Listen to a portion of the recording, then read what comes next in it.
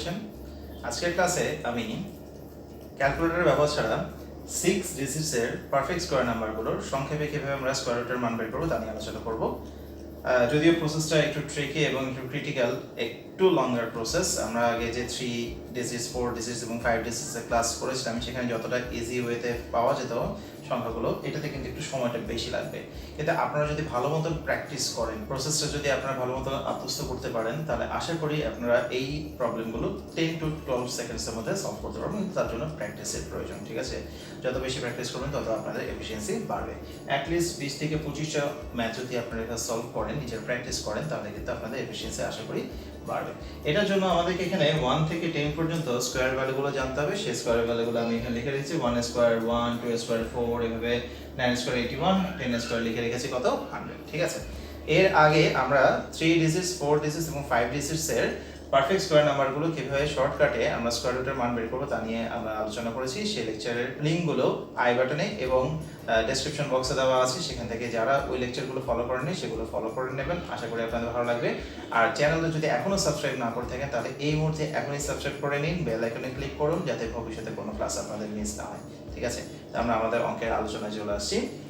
এখানেও প্রথমে আমরা প্রিভিয়াস ক্লাসগুলোতে যেভাবে আলোচনা করেছি সেভাবে কি করব, আমরা প্রথমে যেই সংখ্যাটার স্কয়ার রুটের মান বের করতে হবে সেটার একক স্থানীয় অঙ্কটা আইডেন্টিফাই করবে এবং এখানে একক স্থানীয় অঙ্কে আছে কত 6, এবং এখানে যে স্কয়ার ভ্যালুগুলো দেখছি সেখানের মধ্যে 6 কোথায় আছে, এখানে 16 এর 6 আছে এবং 36 এর 6 আছে। 16 এবং 36 এর 6 আছে, যেগুলো বর্গমূল করলে বর্গমূল থেকে যে মান পাবো সেখানে একক স্থানীয় অঙ্কে কি আছে 4 আছে এবং 6 আছে।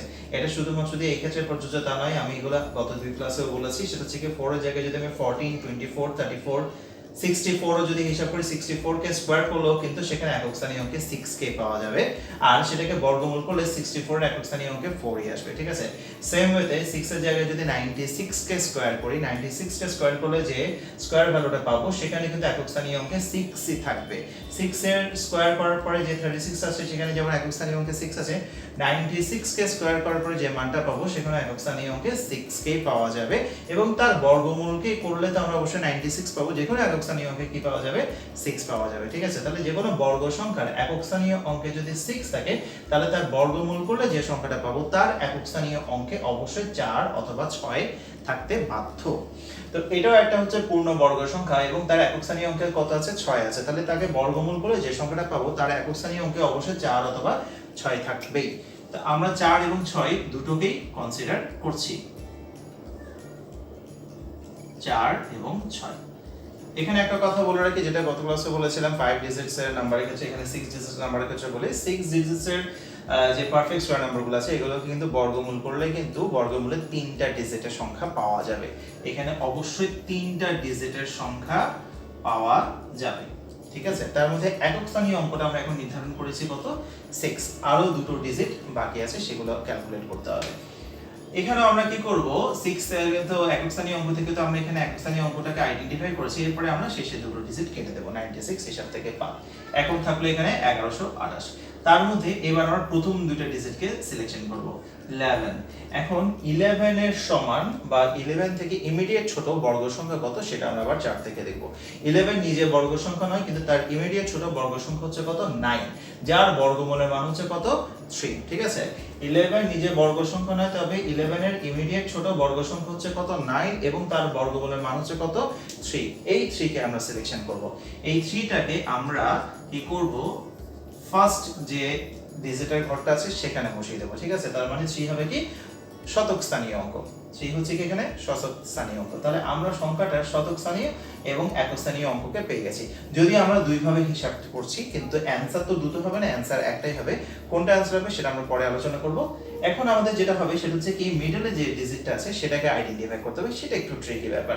আমাদের মিডল ডিজিট মানে কি দশক স্থানীয় অঙ্ক কোনটা সেটাকে আইডেন্টিফাই করতে হবে। সেটার জন্য আমাদেরকে এখন যেটা করতে হবে, আপনারা আলোচনা একটু মনোযোগ দিয়ে শুনবেন, সেটা হচ্ছে দেখি আমরা 11 এর কাছাকাছি ছোট পূর্ণ বর্গ সংখ্যা নিয়েছি কত 9, ঠিক আছে? যার বর্গমূল হচ্ছে কত 3। আমাদেরকে 9 কে আবারও হিসাবে আনতে হবে। আমরা কি করব, এই 11 এর কাছাকাছি ইমিডিয়েট ছোট যে বর্গ সংখ্যা হচ্ছে 9, 11 থেকে 9 কে বিয়োগ করব। তো 11 থেকে 9 কে যদি বিয়োগ করি তাহলে বিয়োগফল পাই কত আমরা 2।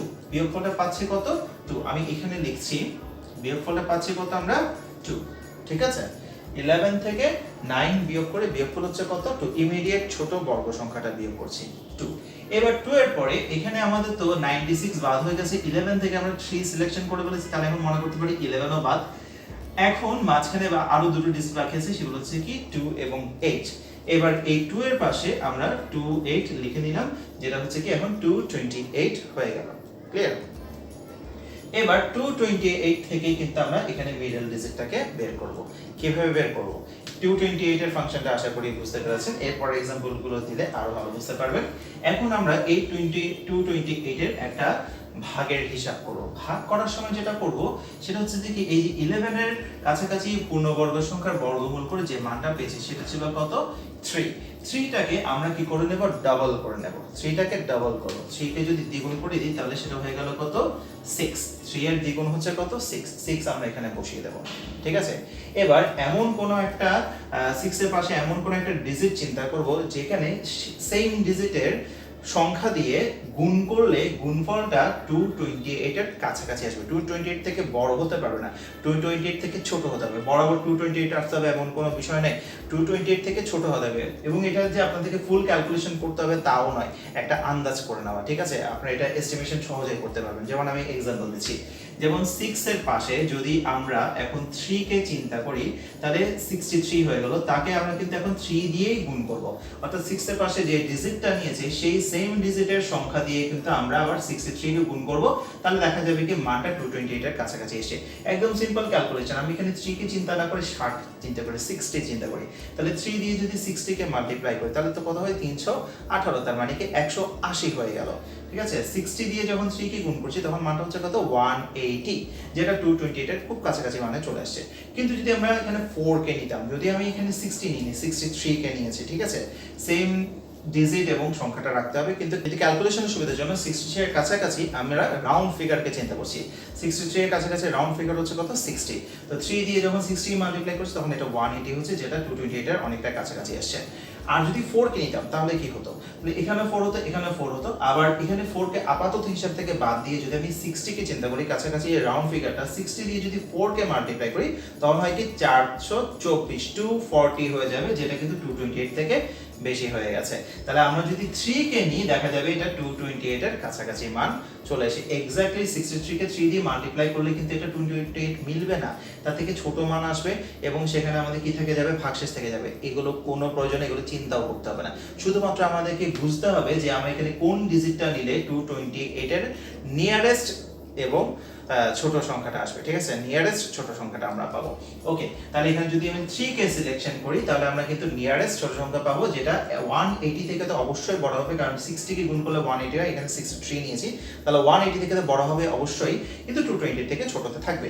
আবার যদি 4 কে নিই দেখা যাচ্ছে সেটা 228 থেকে বেশি হয়ে যাচ্ছে। তাহলে আমরা এখানে কত ডিজিট কি সিলেকশন করেছি 3 কে সিলেকশন করেছি। ঠিক আছে? 6 এর পাশে কাকে নিয়েছি 3 কে নিয়েছি। এই 3 টাই হচ্ছে কি এখানে মিডল ডিজিট, 3টাই হচ্ছে কি মিডল ডিজিট। ঠিক আছে? তাহলে আমাদের অ্যানসারটা হয় 334 হতে পারে, নয়তো 336 হতে পারে। এই বিষয়টা হয়তো একটু বুঝতে এখন আপনাদের কনফিউজিং মনে হচ্ছে, পরের एग्जांपल গুলো আমরা আলোচনা করলে তখন একদমই ক্লিয়ার হয়ে যাবে। ঠিক আছে? তো আমি এইটা আগে শেষ করে নিই एग्जांपलটা। এখন আমাদের অ্যানসারটা তাহলে 334 অথবা 336 দুটোর মধ্যে যে কোনো একটা অ্যানসার হতে পারে, কিন্তু দুটোই তো অ্যানসার হতে পারবে না, যে কোনো একটা হতে পারবে। একটা কিভাবে সিলেকশন করব সেই আগের প্রসেস। আমরা প্রথম দুটো ডিজিট হিসাব করব 33। এই যেখানে 33 টা কিন্তু কমন, 4 আর 6 দুটোর মধ্যে যে কোনো একটা হতে পারে, সেটা আমরা জানি না। 33 কে সিলেকশন করব। এবার 33 কে পরবর্তী ক্রমিক সংখ্যা 34 দিয়ে গুণ করব। 33 কে পরবর্তী ক্রমিক সংখ্যা 34 দিয়ে গুণ করব, তাহলে গুণফলটা কত হয় সেটা আমরা লিখব। 33 কে যদি 34 দিয়ে গুণ করি তাহলে এটা গুণফল হচ্ছে কি 1122। যদিও গুণটা একটু বেশ বড়, এর পরে আমরা একটা ক্লাসে বড় সংখ্যাগুলো গুণ কিভাবে করব তারও শর্টকাট টেকনিক নিয়ে আলোচনা করব, আশা করি সেই ক্লাসটা আপনারা মিস করবেন না। তো এখন আমরা এটা মাল্টিপ্লিকেশন থেকে পেয়ে গেলাম কত 1122। ক্যালকুলেটর ছাড়া এভাবে ক্যালকুলেশন করাটা একটু ট্রিকি, কিভাবে শর্টকাটে ক্যালকুলেশন করতে হবে সেটা ট্রিকটা আমরা পরবর্তী একটা ভিডিওতে আলোচনা করব। ঠিক আছে? এখন 1122 পেয়ে গেলাম। এবার আমরা আবার ঠিক করব কি এখানে 1122 মানে কয়টা ডিজিট 4টা ডিজিট। এখান থেকে আমরা প্রথম 4টা ডিজিটকে সিলেকশন করব। প্রথম 4টা ডিজিট হচ্ছে কত 1128। এই 1128 দেখা যাচ্ছে কি 1122 থেকে বড়, 1128 হচ্ছে কি 1122 থেকে বড়। যেহেতু এই সংখ্যাটা বড় তাই এখান থেকে আমরা অ্যানসার হিসেবে বর্গটাকে বাছাই করব।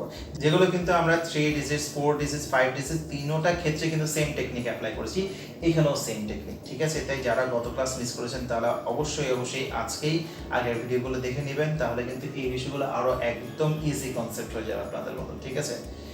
ওকে, তাহলে এটার যখন আমরা হিসাব করছি 1128 এর কাছাকাছি মান তো নিয়েছি 1122, যেখানে 1128 হচ্ছে কি 1122 থেকে বড়, যেহেতু এটা বড় তাই আমরা বড় সংখ্যাটাকে অ্যানসার হিসেবে বাছাই করব। তার মানে কি এই সংখ্যাটার স্কয়ার রুটের মান হচ্ছে কি নিশ্চিতভাবে 336, বুঝে গেছে? এবার পরের অঙ্কটাতে আসি, ঠিক আছে? পরের एग्जांपलটাতে আমাদের আবারো একক স্থানীয় অঙ্কটাকে হিসাব করব। একক স্থানীয় অঙ্কে আছে কত 1, তাহলে 1 যদি একক স্থানীয় অঙ্কে থাকে তাহলে যে বর্গ সংখ্যাগুলোর একক স্থানীয় অঙ্কে 1 থাকে তার বর্গমূল করলে তার বর্গমূলের একক স্থানীয় অঙ্কে 1 অথবা 9 আসতে পারে। তাহলে এখানেও আমাদের প্রবাবল অ্যানসার হতে পারে কি একক স্থানীয় অঙ্কে 1 থাকতে পারে অথবা 9 থাকতে পারে, ঠিক আছে? দুটো প্রবাবল অ্যানসার হতে পারে। এবং এখানেও অবশ্যই আমাদের যে অ্যানসারটাই আসবে না কেন, মূল বর্গমূলের মান যেটাই আসুক না কেন সেটা অবশ্যই 3 ডিজিটের সংখ্যা হতেই হবে। এখন 3 ডিজিটের মধ্যে আমরা একক স্থানীয় অঙ্কটাকে আইডেন্টিফাই করেছি 1 এবং 9, যদিও দুটো অ্যানসার আমরা প্রবাবল অ্যানসার দেখছি, এভাবে আমরা পরে আমরা সিলেকশন করে ফেলতে পারবো কোনটা আমাদের অ্যানসার হবে, ঠিক আছে? একক স্থানীয় অঙ্কে 1 এবং 9 দুটোর মধ্যে যে কোনো একটা হবে, এটা এখন কনফার্ম।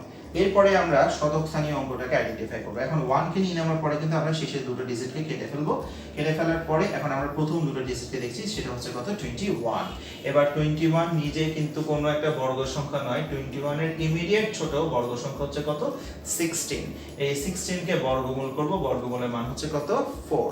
এই 4টা হচ্ছে কি এখানে শতক স্থানীয় অঙ্কের হিসাব। শতক স্থানীয় অঙ্কে 4 কে বসিয়ে দেব, এটা একদম কনফার্ম, এটা কোনো ননশট হবে না, একটাই সেম হিসাব হবে, 4 হয়ে গেল। এরপরে আমাদেরকে আবার মিডল ডিজিটটাকে আইডেন্টিফাই করতে হবে, যেটা একটু ট্রিকি পার্ট। এটার জন্য আমরা যেটা করব সেটা হচ্ছে যে এই যে 21 আমরা হিসাব করেছিলাম, 21 এর কাছাকাছি ছোট ইমিডিয়েট ছোট বর্গ সংখ্যা হচ্ছে কি 16। এবার 21 থেকে 16 কে আমরা বিয়োগ করব। 21 থেকে যদি 16 কে বিয়োগ করি, 21 মাইনাস 16 করলে রেজাল্ট হচ্ছে কত 5। রেজাল্ট হচ্ছে কত 5, আমি এদিকে করে লিখছি, রেজাল্ট হচ্ছে কত 5। এবার আমরা কি করব, 5 এর পাশে এই যে দুটো ডিজিট এখানে বাকি থেকে গেছে 25 সেগুলো বসিয়ে দেব। তাহলে হয়ে গেল কত 525, ঠিক আছে? 525 হয়ে গেল। এবার এটাকে আমরা আবার ভাগের প্রসেসে চলে যাব, ডিভিশনাল প্রসেসে। ডিভিশন প্রসেসে যখন যাচ্ছি তখন আমরা কি করব, এখানে যে প্রথমে 4 যেটা নিয়েছিলাম শতক স্থানীয় অঙ্কে, সেই 4টাকে আমরা কি করব ডাবল করে ফেলবো, দ্বিগুণ করে ফেলবো। 4 এর ডাবল হচ্ছে কত 8, এখানে লিখলাম কত 8। এখন এখানে 8 কে লেখার পরে 8 এর পাশে আমাদের এখন এমন একটা ডিজিটকে চিন্তা করতে হবে যে সেম সংখ্যা দিয়ে আমরা যখন গুণ করব তখন গুণফলটা 525 এর সমান বা তার থেকে ছোট হতে হবে। তাহলে এখন এখানে ডিজিটটা কত নেব, এখন ডিজিটটা যদি আমি এখানে এখন 6 চিন্তা করি, যদি 6 চিন্তা করি, তাহলে এখানে যদি 6 চিন্তা করি তাহলে এখানে আমাদেরকে 6 নিতে হবে। এবার 6 দিয়ে যখন আমরা গুণ করব, আমি বললাম কি কাছাকাছি ছোট আমরা রাউন্ড ফিগারটাকে নিচ্ছি, আর রাউন্ড ফিগার হচ্ছে দেখি 86 এর কাছাকাছি ছোট রাউন্ড ফিগার হচ্ছে কি 80। তো 6 দিয়ে 80 কে গুণ করি, তাহলে 6 আটা কত হয়, 6 আটা হয় কি 48। তাহলে 6 দিয়ে যখন 80 কে গুণ করব তখন সেটা হয়ে যাবে কি 480, 480, যেটা 525 এর কাছাকাছি আছে। কিন্তু যদি আমি 6 এর জায়গায় যদি 7 কে চিন্তা করি, যদি এখানে আমি 7 নিই এবং এখানেও ডিজিটটাতে 7 নিই, তাহলে 87 না, তার আমরা রাউন্ড ফিগার 80 কে চিন্তা করব, বড়টাতে না, 90 তে যাব না, আমরা ছোটটাতে থাকবো। তাহলে 80 কে যদি 7 দিয়ে গুণ করি তাহলে 7 আটা কত হয়ে যায় 56। 56 হলে কিন্তু এটা মানে কি 560 হয়ে যাবে। 560 কিন্তু 525 থেকে বড়তে চলে যাচ্ছে, তার মানে কি 7 আমাদের হিসাব হবে না, তাহলে হিসাব হবে কি 6। আমরা যদি 6 কে নিয়ে চিন্তা করি তাহলে 6 দিয়ে যখন 80 কে মাল্টিপ্লাই করছি তখন 6 টা 48, 480, যেটা 525 এর কাছাকাছি ছোট মান পাচ্ছি। কিন্তু যদি 7 কে নিতাম তাহলে তখন সেটা হয়ে যেত কত 87। তাহলে 87 হয়ে গেলে কিন্তু বা 7 দিয়ে যখন 80 কে গুণ করব তখন সেটা হয়ে যাচ্ছে কি 7 8 56, 560 হয়ে যাচ্ছে, যেটা 525 থেকে বেশি হয়ে যাচ্ছে। তাহলে আমাদের এখানে অ্যানসার হচ্ছে কি 6। এই 6 হচ্ছে কি আমাদের দশক স্থানীয় অঙ্কটা, ঠিক আছে? তাহলে আমাদের অ্যানসারটা 461 হবে, নয়তো 469 হবে। এখন আমাদের নিশ্চিত অ্যানসার কোনটা সেটা আমরা কিভাবে বের করব, এই যে প্রথম দুটো ডিজিট আছে 46, এবার 46 কে কি করব, পরবর্তী ক্রমিক সংখ্যা 47 দিয়ে গুণ করব। 46 এ 47 দিয়ে গুণ করার পরে রেজাল্ট হচ্ছে কি 2162, 2162, ঠিক আছে? 2162 নিলাম। এবার আমাদের যে সংখ্যাটা নিয়ে চিন্তা করছি সেই সংখ্যাটার প্রথম চারটা ডিজিট হচ্ছে কি 2125 শেষের দুটো ডিজিট একদমই কেটে দিয়েছি, এটার কোনো ব্যাপারই আসবে না। এখন প্রথম চারটা ডিজিট হচ্ছে 2125 আর এখানে মানটা হচ্ছে কত 2162। তাহলে এখানে যে মানটা আছে 2125 সেটা দেখা যাচ্ছে কি 2162 থেকে ছোট।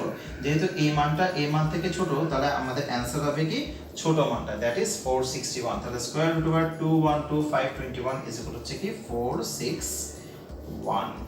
ওকে, এরপরের এক্সাম্পলটা নিয়ে এখন আমরা আলোচনা শুরু করি। এবার তৃতীয় সংখ্যাটা স্কয়ার রুটের মান যখন বের করব তখন সেম ওয়েতে আমরা আমাদের একক স্থানীয় অঙ্ক যেটা আছে সেটাকে আমরা সিলেকশন করব, সেটা হচ্ছে কি 5। এখন আমরা দেখব এখানে 5 কোথায় আছে। 5 আছে 25 এর মধ্যে, যেখানে একক স্থানীয় অঙ্কে 5 আছে এবং তার বর্গমূল করে তার একক স্থানীয় অঙ্কে শুধুমাত্র 5ই থাকবে, কারণ এখানে আমাদের বর্গ সংখ্যার মধ্যে আর কোনোখানে 5 এর ব্যবহার নেই, শুধু একটাতেই আছে। তাহলে একক স্থানীয় অঙ্কে 5 নিশ্চিতভাবে হবে, এটাতে কোনো ডাউট নেই। 5 বসিয়ে দিলাম, তাহলে এখানে আমাদের দুটো প্রবাবল অ্যানসার আসছে না, শুধু সিঙ্গেল একটাই হিসাব হবে 5। আচ্ছা, এই 5 কে নেওয়ার পরে আমরা এই 25 কে কেটে দেব, শেষে দুটো ডিজিট কেটে দিলাম। এরপর প্রথম দুটো ডিজিট সিলেকশন করব। 30 সমান বা তার কাছাকাছি ছোট পূর্ণবর্গ সংখ্যা। 30 নিজেদের বর্গ সংখ্যা নয়, তার কাছাকাছি ছোট পূর্ণবর্গ সংখ্যা হচ্ছে কত 25। 25 এর বর্গমূল হচ্ছে কত 5। তাহলে আমরা আবার 5 কে নেব, যেটা হচ্ছে কি শতক স্থানীয় অঙ্ক। আমরা আগেই বলেছি এখানে তিনটা ডিজিটের হিসাব হবে, অবশ্যই তিনটা ডিজিটের মধ্যে আমরা একক স্থানীয় অঙ্ক এবং শতক স্থানীয় অঙ্ক আইডেন্টিফাই করে ফেলেছি। এখন আমাদের মিডল ডিজিটটা বা দশক স্থানীয় অঙ্কটাকে আইডেন্টিফাই করতে হবে। সেটা কিভাবে করব? এই যে 30 এর হিসাব করছে, 30 এর কাছাকাছি পূর্ণবর্গ সংখ্যা ছিল কত 25, ছোট পূর্ণবর্গ সংখ্যা ছিল কত 25। এবার 30 থেকে 25 কে বিয়োগ করব। 30 থেকে যদি 25 কে বিয়োগ করি তাহলে বিয়োগফল হয় কত 5। আমি এই দিকটাতে করে লিখেছি, ঠিক আছে। তাহলে 5, এই 5 কে নিলাম। 5টা কিভাবে পেয়েছি? 30 থেকে 25 কে বিয়োগ করে, 30 থেকে 25 কে বিয়োগ করে 5 নিয়েছি। এটাতে আমাদের এতটুকু হিসাব হয়ে গেছে। এরপরে আরো দুটো ডিজিট রয়ে গেছে, সেটা হচ্ছে কি 80 বা 80টাকে আমরা এখানে লিখে নিলাম, 580 হয়ে গেল। এবার 580 থেকে আমাদের ভাগের নিয়ম অনুসারে মাঝখানে ডিজিটটাকে বের করতে হবে। তো আমরা কি করব? প্রথম যে ডিজিটটা পেয়েছিলাম 5 কে আমরা কি করব? ডাবল করে নিব। ডাবল হচ্ছে কত 10 হিসাব করব, ঠিক আছে। এবার 10 এর পাশে কত বসালে সেটা সেই সেম সংখ্যা দিয়ে গুণ করলে মানটা 580 সমান বা তার থেকে ছোট হবে। 10 হলে কিন্তু বিষয়টা খুব ইজিয়ার হয়ে যায়। যেমন আমি যদি এখন এখানে 5 নিই এবং এখানে 5 নিই, তাহলে 5 দিয়ে যখন 100 কে গুণ করব, এই 5 কে ছেড়ে দিলাম, আমি কাছাকাছি রাউন্ড ফিগার হিসাব করে তাহলে 100 হয়ে গেল। তাহলে 5 দিয়ে 100 কে গুণ করলে সেটা হয়ে যাচ্ছে কত 500। তাহলে এটা 580 এর একদম কাছে চলে আসলো। কিন্তু যদি আমি এখানে 6 নিতাম তাহলে 6 দিয়ে 100 কে গুণ করলে তখন সেটা হয়ে যেত কি 600। তাহলে এটা 580 থেকে বেশি হয়ে যেত, বুঝা গেছে। তাহলে 5 নিয়ে করলে তাহলে 105 কে 5 দিয়ে গুণ করলে যে মানটা পাবো সেটা অবশ্যই তো 500 থেকে বেশি হবে। তাহলে এটা 525 হয় রেজাল্ট। এটা খুব ইজি ভাবে ক্যালকুলেশন করা যাচ্ছে। তাহলে 525 হয়, যেটা 580 এর কাছাকাছি ছোট সংখ্যা, ঠিক আছে। কিন্তু 6 নিলে কিন্তু এটা 630 হয়ে যাবে, যেটা 580 থেকে বেশি হয়ে যাবে। তাহলে আমাদের এখানে হিসাব হচ্ছে কি 5। এই 5টাই হচ্ছে কি আমাদের মিডল ডিজিট। তাহলে স্কয়ার রুট ওভার 308025 এটার মান হচ্ছে কি 555555। ওকে, এবার আমরা শেষ এক্সাম্পলটা নিয়ে আলোচনা করি। এখানে আমাদের একক স্থানীয় অঙ্কে আছে কত 9, আর 9 যদি একক স্থানীয় অঙ্কে থাকে তাহলে তার বর্গমূলের মান 7 ও হতে পারে অথবা 3 ও হতে পারে। এখানে আবার দুটো প্রবাবল অ্যানসার আসছে, 3 অথবা 7। তিনটা ডিজিটের হিসাব অবশ্যই হবে এখানেও। এখন প্রথম ডিজিটটা সিলেকশন করব, সেটার জন্য এখানে আমরা শেষে দুটো ডিজিট কেটে দিই, 09 কেটে দিলাম। এরপর এখানে 55 নিয়েছি। 55 এর কাছাকাছি ছোট পূর্ণ বর্গ সংখ্যা হচ্ছে কত 49, যার বর্গমূলের মান হচ্ছে কি 7। তাহলে এখানে শতক স্থানীয় অঙ্কে অবশ্যই 7 বসবে। এরপর আমরা তো 55 কে ক্যালকুলেশন করে ফেলেছি। 55 থেকে এবার আমরা কি করব? 49 বিয়োগ করব। 55 থেকে 49 বিয়োগ করলে রেজাল্ট হচ্ছে কত 6। এরপর আমাদের এখানে দুটো ডিজিট আছে 80, তাহলে 80 লিখে নিলাম। আবারও ভাগের প্রসেসে যাব। প্রথম যে ডিজিটটা নিয়েছি 7 কে আমরা ডাবল করে নেব। 7 এর ডাবল হচ্ছে কত 14, ঠিক আছে। এবার 14 এর পাশে কত বসালে আমরা 68 এর কাছাকাছি ছোট মান পাবো সেটা চিন্তা করব, ঠিক আছে। এখন 14 এর পাশে আমরা যদি 4 কে চিন্তা করি, যদি আমি এখানে 4 নিই, এখানেও 4 নিই, তাহলে 4 নিয়ে আমি 4 কে বাদ দিয়ে আমি শুধু 14 কে হিসাব করি, তাহলে 4 14 হয় কত 56। আর এখানে যদি আমি 0 চিন্তা করি, মানে 140 হিসাব করি, তাহলে 4 14 56, তার সাথে শূন্য হয়ে গেল, তাহলে হয়ে গেল কত 560। তাহলে 4 দিয়ে 140 কে গুণ করলে রেজাল্ট হবে কত 560, যেটা 680 এর কাছাকাছি মান আসে। কিন্তু যদি 4 কে না নিয়ে আমরা যদি এখানে 5 কে নিই, এখানে যদি আমরা 5 কে চিন্তা করি তাহলে কিন্তু আমরা 5 কে নিলাম, ঠিক আছে। 145 এর জায়গায় আমি আবারও কাছাকাছি ছোট রাউন্ড ফিগারটাকে নিচ্ছি, যেটা হচ্ছে কি 140। তাহলে 5 দিয়ে যখন 140 কে গুণ করবো তখন হচ্ছে কি 5 14 70, 5 14 70 মানে কি 700 হয়ে যাচ্ছে। 70 এর সাথে এখানে একটা শূন্য থাকবে, তাহলে সেটা কিন্তু 700 হয়ে যাচ্ছে, যেটা 680 থেকে বেশি হয়ে যাচ্ছে। তাহলে 5 নিলে দেখা যাচ্ছে 680 থেকে বেশি হয়ে যাচ্ছে, কিন্তু 4 নিলে দেখা যাচ্ছে কি 680 এর কাছাকাছি ছোট মানকে আমরা পাচ্ছি। ঠিক আছে, তাহলে আমাদের এখানে অ্যান্সার হচ্ছে কি 4। আমরা তাহলে মিডল ডিজিটটা হিসাব করব কি দিয়ে, 4 কে দিয়ে। বুঝে গেছে? এখন আবারও কি করতে হবে, আমাদের মূল সংখ্যা কত তা জানতে হলে এখন এখানে যে 74 পেয়েছি, 74 এর পরবর্তী ক্রমিক সংখ্যা 75 দিয়ে এটাকে গুণ করতে হবে, যেটার গুণফলের মান হচ্ছে কি 5550। আমি কিছুক্ষণ আগে বলেছি, আবার বলেছি, এভাবে বড় দুই ডাবল ডিজিটের গুণগুলো আমরা শর্টকাটে কিভাবে করতে পারবো সেটা নিয়ে আমি আরেকটা লেকচার তৈরি করব, সেখানে আপনারা সহজভাবে শিখে নেবেন যে কিভাবে আমরা এভাবে বড় ক্যালকুলেশনগুলো শর্টকাটে করতে পারি, বড় মাল্টিপ্লিকেশনের কাজগুলো স্টেপ বাই স্টেপ আমরা সবগুলো শিখার চেষ্টা করব। ওকে, তাহলে এখন আমাদের এখানে 5550 এসেছে। তো 5550 এর সাথে এখানে কম্পেয়ার করব কি প্রথম চারটা ডিজিট, যেটা হচ্ছে কি 5580। এখানে 5580 যেটা আছে সেটা 5550 থেকে বড়, 5580 5550 থেকে বড়। তাহলে অ্যানসার হিসেবে আমরা বড়টাকে সিলেকশন করব, দ্যাট ইজ 747। তাহলে স্কয়ার রুট ওভার 558009 এর মান হচ্ছে কি 747। ওকে, তো এভাবে আপনারা আরো বেশি পরিমাণে অঙ্ক বাসায় প্র্যাকটিস করুন। যত বেশি প্র্যাকটিস করবেন তত আপনাদের এফিশিয়েন্সি বাড়বে এবং এই লং ক্যালকুলেশনগুলো আপনারা খুব শর্টকাটে মেন্টালি করে ফেলতে পারবেন। ঠিক আছে, তো এটার জন্য আসলে অনেক বেশি প্র্যাকটিসের দরকার। তো আশা করি আগামী ক্লাসে আর কেউ মিস করবেন না। আগামী ক্লাসে আমরা কিন্তু নন পারফেক্ট স্কয়ার নাম্বারের স্কয়ার রুট কিভাবে করতে হবে তা নিয়ে আলোচনা করব। ঠিক আছে, যেখানে দশমিকে মান আসবে। তো ক্লাসটা খুবই ইম্পর্টেন্ট, আশা করি কেউ মিস করবেন না। এবং এখন যদি চ্যানেলটা সাবস্ক্রাইব না করে থাকেন এখনই সাবস্ক্রাইব করে ফেলুন এবং বেল আইকনে ক্লিক করুন, আমাদের সাথেই থাকুন। তাহলে আগামী ক্লাস দেখার জন্য আপনাদেরকে আমন্ত্রণ জানিয়ে আজকে ক্লাস এখানে শেষ করছি। সবাইকে অনেক ধন্যবাদ।